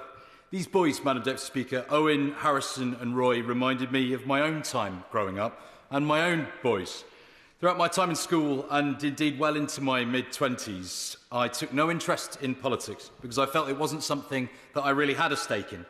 What I did care about, though, was the group of friends I grew up with. I first properly met my boys at a party when I was 16 at Joe's house in North Cardiff, sat awkwardly in a corner, too uncool to talk to anyone beyond the one or two people I came along with, generally afraid of the significantly more socially adept groups of teenagers around me. As I got to know them, though, as I became one of them, I felt I finally found a tribe. Young men with shared interests in heavy music, in Skate 3, and in making fun of each other as often and as brutally as possible. As we grew, we did all the things that young men do. We one-upped each other, we drank, we argued, we were immortal. And then, one day, everything changed. On Wednesday, the 10th of October, 2018, Andrew sent a message to our group chat. It started, "Boys, I think it's time you should know. Tom was involved in a very bad accident at work yesterday. He got trapped under a camper van. He's not doing so well. He's in intensive care currently after having had surgery last night. Thomas Shaxson, worked with his dad in their auto body business and he had a terrible accident indeed. Later that week, Tom died of his injuries." In many ways, Tom's death caused us all to reassess everything. We found ourselves facing our own mortality and the unexpected, irreplaceable loss of someone who we called a brother for most of our lives up until that point. The way we interacted with each other changed, our interpersonal relationships deepened, and we suddenly had to be there for each other in ways we hadn't even considered before. We started talking about our own happiness, and I felt that we collectively opened up about our own struggles, things that our prior macho bravado had stopped us from sharing previously. To this day, I have a note pinned to my kitchen wall from Dan that he sent me in the post after Tom's accident, which says, "Here if you need anything, brother." None of the boys had ever sent me any post before, but every time I see it, it reminds me that Dan and all my boys are indeed here for me any time I need them. In the years since Tom's death, our once bravado-fueled group has evolved. We learned to talk about our issues, share and develop a new masculinity based in mutual support and love for each other. I tell my friends I love them every time I see them, and we've gotten to become well-rounded adults with partners, wives, children and families that we know Tom would be very proud of.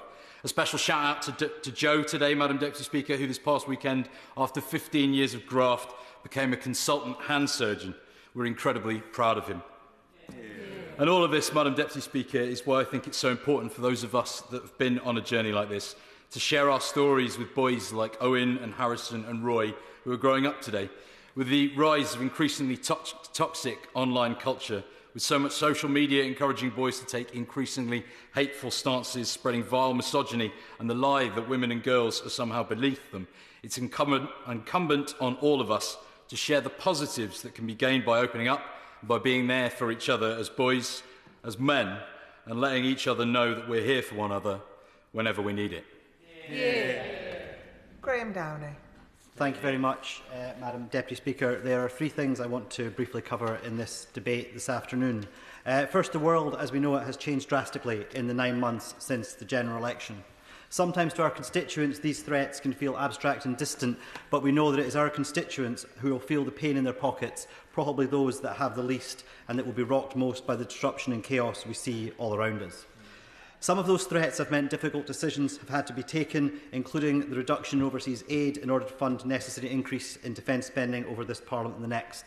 And I remain one of the opinion that even those increases might not be enough to counter the new security threats that we face.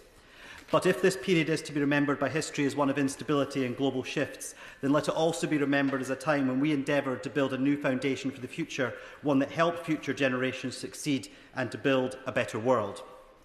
Our response to these threats must be to invest in our young people and their aspiration, opportunities and skills.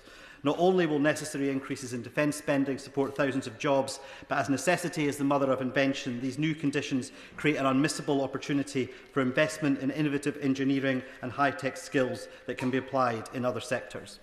In my own constituency, these opportunities are widespread, whether that's at the Port of Rosyth, increasingly a hub for renewables, or for the hoped-for redevelopment of the Long Annet generating station.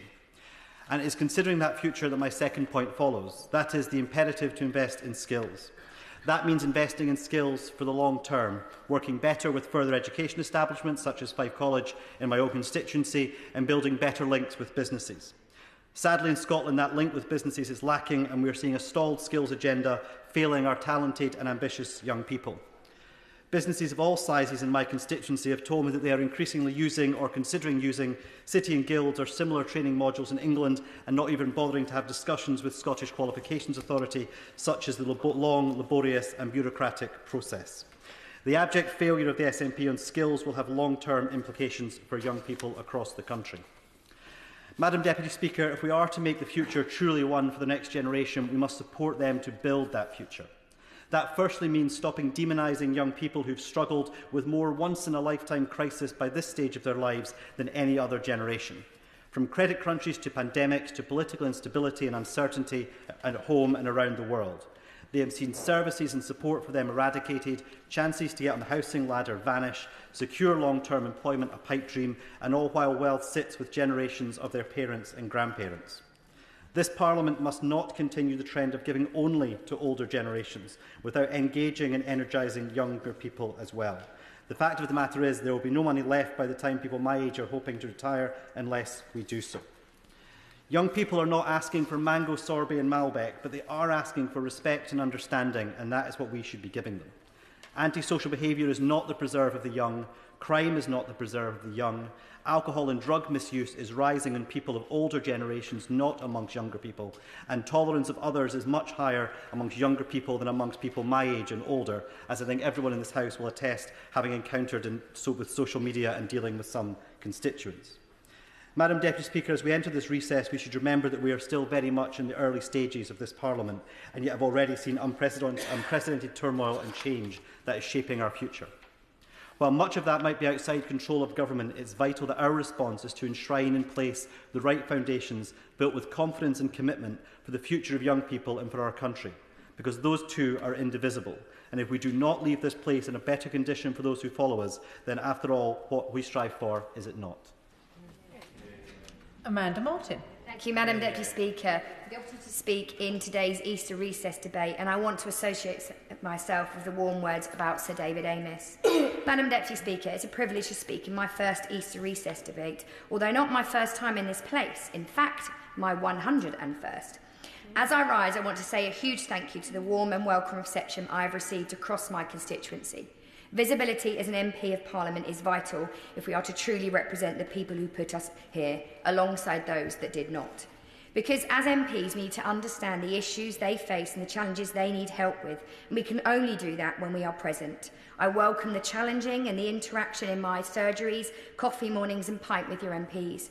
And since July, Madam Deputy Speaker, my team and I have helped over 2,000 people in Portsmouth.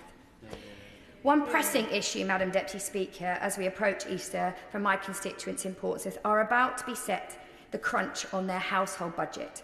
A huge rise in Southern Water bills projected to rise around £94 on average by 2030, a nearly 50% increase. That's a huge hike that will hit all, but will hit the low-income households the hardest, and many distressed constituents have contacted me. Southern Water do offer a social tariff, the Essentials tariffs, which gives eligible customers 45% reduction. But if bills are to rise by 50%, that is effectively wiped out. Clean, safe water is not a luxury, yet Southern are asking people to pay more while they have less in service and reliability.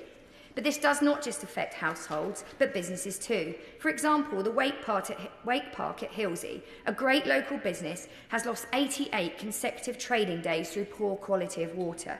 This, in addition to the continued pumping of sewage and dumping into our seas and the repeated flooding, is affecting our businesses. Madam Deputy Speaker, we cannot accept a system where customers are footing the bill for decades of underinvestment while water companies executive pocket millions in bonuses, and I call for an urgent expansion and deepening of social tariffs, clear and proactive help for those struggling to pay, easy accessible compensation schemes for businesses, and full transparency on how these bills increases are being spent. A concrete plan to tackle sewage dumping, fix leaking infrastructure and reverse years of environmental neglect. Southern Water has one of the worst records of pollution in this country. My constituents are rightly asking, why should we pay for more when we are getting so much less? The people of Portsmouth deserve so much more. Madam Deputy Speaker, as I've said, every day I get to meet and see about the amazing things and amazing people, charities, businesses and individuals across my city. And I get to bring their stories, concerns, challenges and celebrations here to help find solutions and to improve our city. It remains extremely humbling and a huge privilege. And Madam Deputy Speaker, as one of the final speakers today, I want to wish all in this House and across my constituency of Portsmouth North a very happy Easter. I look forward to seeing many of you and my family during the next few weeks. Madam Deputy Speaker, I would like to take this opportunity to wish Archie Whitfield running to every single Premier League ground and then doing the London Marathon the next day, in memory of his dad, Dave Whitfield, and to raise money for the Brain charity. The very best of luck. And finally, I would like to say a huge thank you to all the wonderful churches and the 2 cathedrals in my city who will continue to serve our community during this Easter period. Liberal Democrat spokesperson Zoe Franklin. Thank you, Madam Deputy Speaker, and it's a pleasure to take part in this Easter adjournment debate. I always find these end-of-term debates really enlightening about fellow members of the House, their constituencies and the issues that are important to their constituents. And I'd like to take this moment before I talk about something very close to my own constituency and heart, just to associate myself with the contribution from the Honourable Member for Reigate and her thanks that she gave to the Surrey Police Force. My own borough team in Guildford have been fantastic, just like hers have, in supporting our town centre with antisocial behaviour. And I feel like I must just note the Honourable Members for Carlisle's absolutely cracking contribution and excellent Easter puns. And I will stop there on the Easter puns and move on to things with my constituency. And I want to use my time now to highlight an issue in my own constituency of Guildford that has both a national and local significance, and one that I hope action on will not just resolve the issue in Guildford, but also help to drive long-term change in the way that we support charities and businesses during multi-year infrastructure projects. Many members will be aware of the extensive redevelopment works taking place at junction 10 of the M25 near RHS Wisley. These redevelopment works started in November 2022 and were due to finish in the summer of 2025. But sadly, it's been recently confirmed this will now not be the case and they will finish in approximately spring 26. That's 4 years of disruption for local residents and businesses. Ultimately, the project should improve the junction, but, and it's a very big but, there have been serious consequences for RHS Wisley and our much-loved local cafe, Ockham Bites, along with frustration and disruption for local residents in villages around the junction and everyone who has had to travel through that junction of the M25. While very different in scale, both have had a significant loss. Ockham Bites is currently losing £600 a day, and RHS Wisley predicts by the end of the project they will have lost 11 million.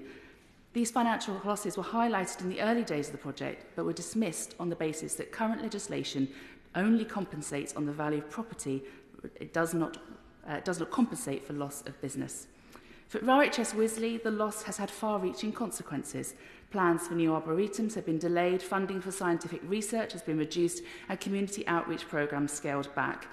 The impact has gone beyond my constituency of Guildford and the garden itself, through to the communities around Guildford and other RHS sites across the country. They are also being forced to consider cuts to training opportunities, with a projected 10% reduction in work-based student horticulturalist positions over the next 2 years. All things that I'm sure members of this House would be so sad to hear for RHS Wisley. And I know that residents in my own constituency and actually people across the country feel very strongly about this issue. There's a petition currently live that has 92,000 signatures, and the number keeps increasing. And I want to pause to just thank my colleague Baroness Benjamin, who's been highlighting this issue in the other place, for the answers she gained from members of the House of Lords on the issues surrounding this problem with RHS Wisley. And I want to ask the Honourable Member for Wellingborough and Rushden if she could encourage the Transport Minister to respond to my request to meet me and RHS Wisley. So back to Ockham Bites and their fantastic cakes and tea. But actually, they have suffered in big financial losses for a small business. There's also been problems around water issues, and all of these things combined have left the owner forced to make serious personal and professional adjustments, including relocating their home and dealing with heightened stress levels. These two businesses' stories, they are very, very different scales, but they highlight a serious flaw in current legislation. We shouldn't be leaving small businesses, charities and other organisations struggling financially and potentially failing due to multi-year infrastructure projects. These organisations are not only the lifeblood of our communities, they are fundamental to our economic success. I hope the government will agree to meet with me, work to find a way to support these businesses and commit to reviewing the legislation to ensure their stories are not repeated and that future multi-year infrastructure projects are delivered without leaving key parts of our local economy and community behind. To close, I just really want to have a positive moment in this fantastic debate this afternoon. And I want to encourage everyone in this chamber with a cheeky little encouragement that if you haven't yet experienced RHS Wisley or your local RHS garden, please do go and enjoy them during the Easter recess. And in fact, I just want to echo the comments from my honourable friend on the benches behind me around her comments about when we and our members of the public are enjoying the great outdoors, to be fire safe. And finally, to all members of this House, all the staff, security and police, I hope you have a restorative Easter. And I thank the Honourable Member for Harrow East for leading this debate. Thank you, Madam Deputy. Mike Wood.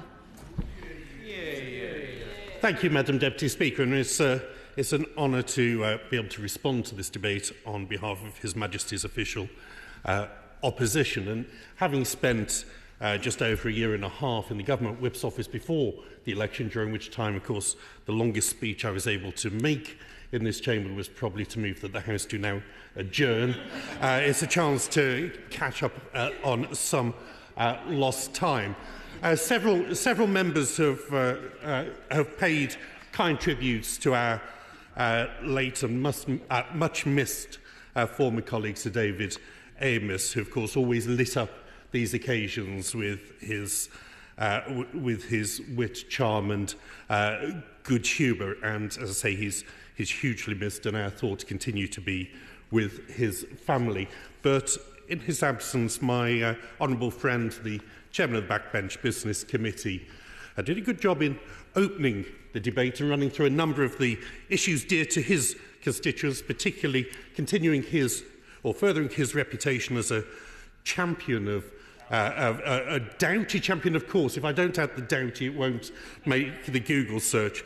The Doughty champion for local transport connections and step-free access at stations, and of course he can always be relied on to give us a lift. He mentioned his experience at the Glebe School, where he was covered in powder, and having caught a little bit of the highlights from the new series of Celebrity Big Brother. I don't know whether they're currently making their services available to our former colleague from Lichfield. He also, of course, alluded to his love of Tottenham Hotspur Football Club, although it wasn't clear whether this was declaration of an interest, a confession, or a plea of mitigation. But in any event, what were the chances of him being followed immediately by honourable gentlemen for Newton, Aycliffe and Spennymoor, whose local team actually has won silverware, not just this century, but this season. And his speech about the value of grassroots sports clubs to their communities, I think, is shared around the chamber. He also spoke about his dedication to public duty sampling local beer, and having been on the Armed Forces Parliamentary Scheme with him and visiting a number of military bases, I know it is a public duty that that he takes most seriously, not just when in his own constituency. My honourable friend for Reigate spoke about the wonderful Safer Red Hill initiative, which is a fantastic initiative from an excellent Police and Crime Commissioner working together with the local charity sector and local organisations. And the honourable lady for Brent spoke about the impact of gambling establishments, the negative impact that can have on town centres, which I think a number of members on both sides of the House will be able to identify with. The honourable lady for Mid Dorset and Mid Poole, North Dorset and Mid Poole, told us that Dorset was burning, in particular with relation to Upton Heath. Now, whether through carelessness or through arson, these fires cause enormous damage, as well as the impact on public services. I'm little more wary than the honourable lady about being quick to reach for a ban, but clearly people need to be accountable for their actions. The honourable gentleman for Stockport spoke about bank branch closures and fair funding for schools. As a newly Staffordshire Member of Parliament since the boundary changes, of course, that's an issue in which I know a lot of my schools in South Staffordshire will be very sympathetic with. Honourable lady for Carlisle and yarn bombing, fantastic phenomenon. I see it in so many of our villages, and not quite in my constituency, but I saw there was a knitted postbox topper of George the Station cat just outside Stowridge Junction Station as I was coming through at the weekend. The honourable lady for Ynys continuing the excellent work done by her predecessor to fight for Wolva nuclear power station. And she says it ought to be a no-brainer, and it has to be a core part of our clean energy mix going forward. Honourable gentleman for Cannock Chase on mine workers' pensions. It's obviously an issue of concern for many in traditional mining areas like Staffordshire.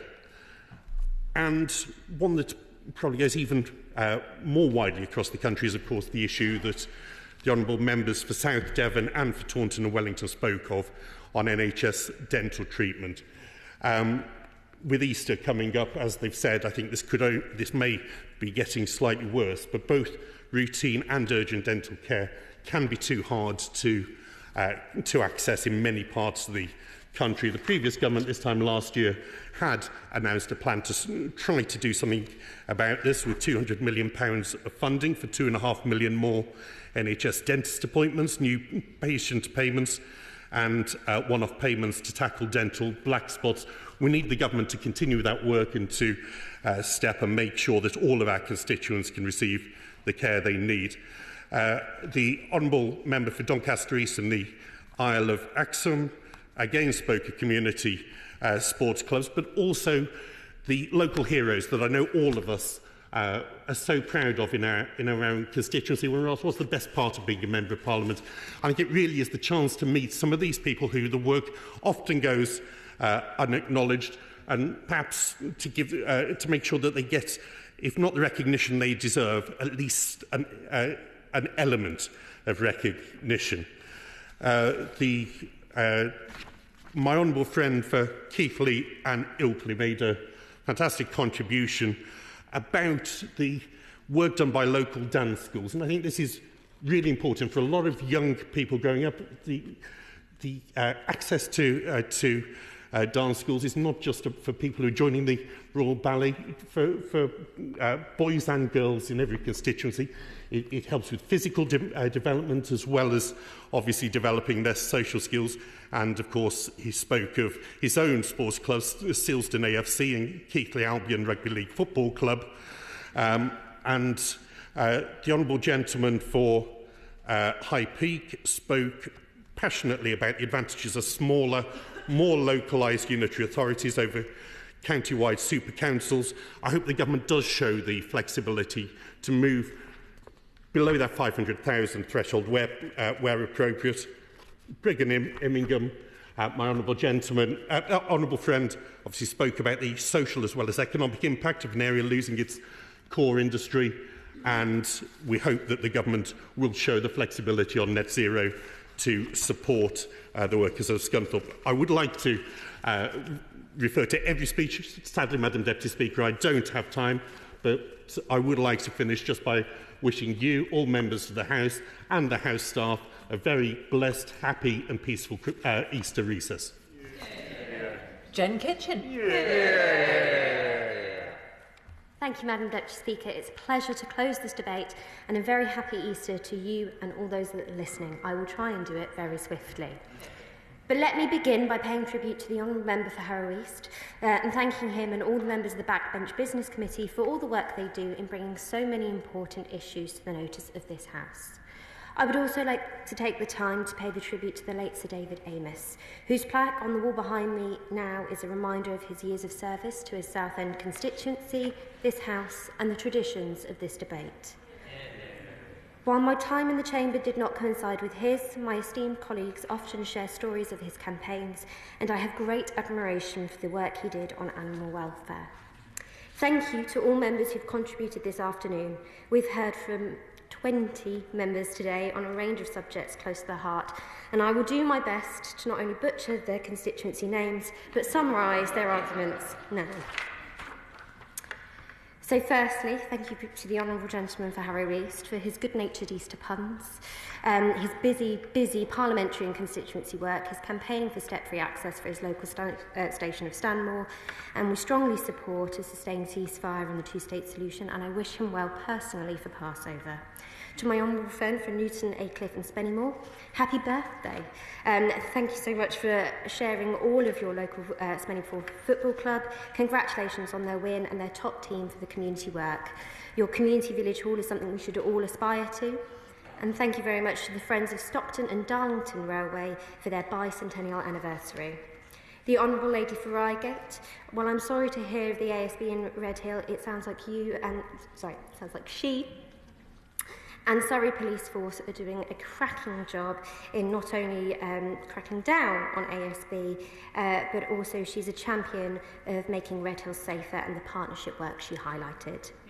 My honourable friend for Brent East highlighted gambling and the effects on families, and Gambling with Lives came to see me in Wellingborough and Russian to raise a suicide of a constituent, so I know how hard families and constituencies can take it. The Honourable Member for Mid-Dorset and North Poole paid tribute to the fire crews who have worked tirelessly to tackle the blazes. I'm heartened to hear of wildlife recovery in her constituency, and I'm glad to say that the Fire Service has moved from the Home Office to MHCLG, and I'm sure she'll be doing a lot more to question MHCLG on that. My honourable friend for Stockport, while I'm sad to hear access to cash will be denied due to the NatWest closure, I know he's a local champion and will be advocately campaigning for it. But I am delighted to hear about the schools that he has visited. To the Honourable Gentleman for Honiton and Sidmouth, I'm sure he's delighted as I am to hear about the Water Special Measures Bill has now received royal assent. As bills go up, Labour have legislated to ring-fence investment in infrastructure, and where money is not spent, we will force companies to give the money back to customers. For my honourable friend for Carlisle, yarn bombing is not something I thought I would hear in the Chamber today. But like Carlisle, a town in my constituency, Earthlingborough, has some of the best scenes and little models. She's welcome to come and visit any time so we can compare, but I sadly say cannot crochet myself. The Honourable Lady for Ynys is right to champion clean power and nuclear power. We have a clear clean power mission, and the national infrastructure projects will be coming under the Planning and Infrastructure Bill, which I hope she takes keen scrutiny of. My honourable friend for Cannock Chase, while I also welcome the 1.5 billion and 32% increase for the mine workers pension scheme, and I also pay tribute to those who have passed away on the BC SSS. For the honourable member of South Devon, and to the honourable member of Taunton and Wellington, who is my brother's MP, I also am in a dental desert, and I understand how rural communities are at particular disadvantage. I will chase the Minister for Care for a response for you. To my honourable friend for Doncaster East and the Isle of Axholme, I hope I've said that correctly. You spoke so fast that I wasn't able to name all of the clubs, but congratulations to the 100-year-old rugby club and to Vera Owen, who is definitely a community champion. I'm sure his support for the planning infrastructure bill will also help alleviate those in the housing crisis. I promise I will now speed up. To my right honourable friend for Dunstable, Leighton and Leighton Buzzard, I was shocked to hear for 1 in 5 hens are still in cages, but I welcome the commitment for the £22 million death refund for higher welfare for hens.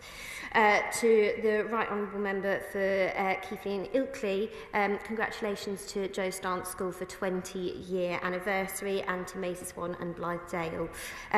The business awards that you spoke of, like my own, the NNBN, do wonders for independent businesses and small businesses, and I do hope your sister Becky has a bright future and a safe recovery.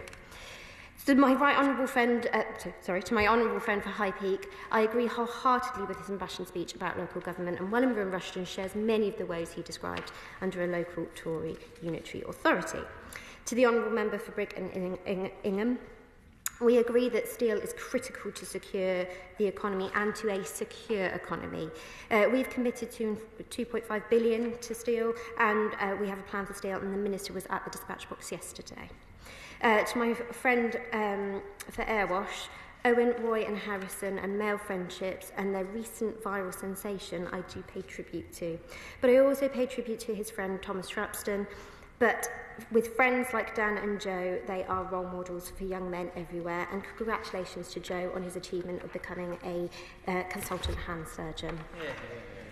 To my honourable friend for Dunfermline and Dollar, I agree with him with growing the skills agenda, particularly for Fife College and the SNP's abject failure on this. To my honourable friend for Portsmouth North, who represents the city that I was born in, no less. It's impressive to hear how you've helped over 2,000 people in Portsmouth. I have touched on water previously, but I'm sure she welcomes the Water Special Measures Bill, and special mention to Archie Whitfield for fundraising efforts for the Brain Charity.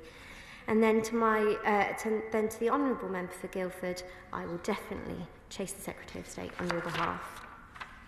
As the honourable member for Kingsminford and South Staffordshire knows, being a fellow whip, this is the first time I've spoken in the chamber since last May, which was when I asked the right honourable member for Richmond and Northallerton about dentistry, an issue consistently raised in Wellingborough and Rushden, and I had only been elected 3 months prior, and then I found myself out door knocking again. A lot has changed since then, this side of the chamber being one of them. But also the country has changed in the 9 months this Labour government has been in power. And due to brevity, I will skip a lot of mentions for Wellingborough and Rushden, but I'll try and get 1 or 2 more in there. A great Labour leader said, "There's nothing in life which is inevitable, it is about the change that you choose." And last year, the country chose to reject the narrative of inevitable decline and chose in Labour. There is still much more to be done, but we are delivering that change. In closing, I would like to express my gratitude to house staff, including the doorkeepers, cleaners, clerks, catering, security, police, broadcasting, Hansard, those in visitor experience, and as well as our staff and constituency teams and the civil servants who all come together to make this place function. And of course, my thanks goes to you, Madam Deputy Speaker, and to Mr Speaker, and to the other Deputy Speakers. As we rise for Easter recess, I offer my best wishes to all here today and those listening at home. Have an enjoyable bank holiday weekend and, one pun, an excellent Easter to those who celebrate, and lots of chocolate for everyone else. Thank you very much. Bob Blackman to wind up. Thank you, Madam Deputy Speaker. One of the beauties of these debates is that it allows whips to speak in the chamber for one of the times, and congratulations to both whips for their contributions. Thanks to all the members that participated. And can I just end by saying I have a very happy Easter to you, Madam Deputy Speaker, Mr Speaker, all the other Deputy Speakers, to all MPs, our staff and the staff that do such a wonderful job keeping us safe and doing all the work that's required. And may they have a peaceful Easter and a good rest.